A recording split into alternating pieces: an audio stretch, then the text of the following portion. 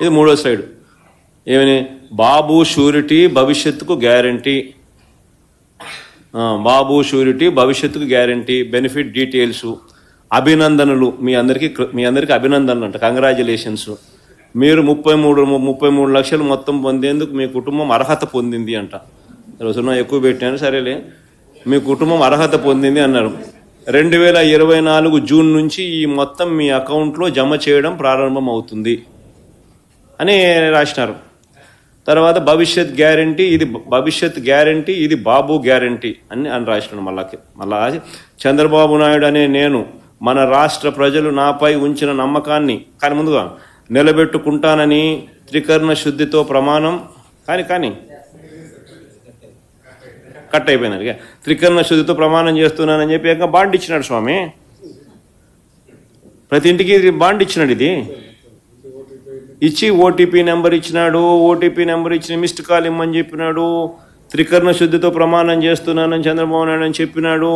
అది మళ్ళా చదువుతామా? మళ్ళా పైగా చంద్రబాబు నాయుడు అనే నేను మన రాష్ట్ర ప్రజలకు నాపై ఉంచిన నమ్మకాన్ని నిలబెట్టుకుంటానని త్రికరణ శుద్ధితో ప్రమాణం అని అటు కట్ అయిపోయింది. అనే మాట చెప్తూ బాండ్ ఇచ్చి ప్రమాణం చేసి ఓటీపీ ఇచ్చి నెంబర్ ఇచ్చి మిస్డ్ కాల్ ఇచ్చి అన్నీ చేసి జూన్ 2024 ఆ డేట్ కూడా చెప్పినాడు. అది కూడా డేట్ ఎప్పటి నుంచి నమోదవుతుందని కూడా రాసినాడు. జూన్ 2024 నుంచి. అంటే మీ అందరికీ కూడా ఈ సంవత్సర కాలంలో చంద్రబాబు నాయుడు ఇంత బాకీ ఉన్నాడని అది పైన కూడా రాసినట్టు. 2024 జూన్ నుంచి ఈ మొత్తం మీ అకౌంట్లో జమ చేయడం ప్రారంభం అవుతుంది అని రాసినాడు. అంటే 2024 అంటే సంవత్సరం మనకు అప్పున్నాడు, మనకు బాకీ ఉన్నాడు. ఇప్పుడు మీరంతా కూడా ప్రజలందరూ కూడా నేను అందరినీ ఒకటి విజ్ఞప్తి చేస్తా ఉన్నా. ఇప్పుడు ఇవన్నీ కూడా మీకు చంద్రబాబు నాయుడు ఇచ్చినట్టు ఇవన్నీ కూడా మీరు బయటికి తీయండి. మేనిఫెస్టో, చంద్రబాబు నాయుడు ఇచ్చిన మేనిఫెస్టో మనం QR కోడ్లో పెడతాం, అది కూడా డౌన్లోడ్ చేయండి.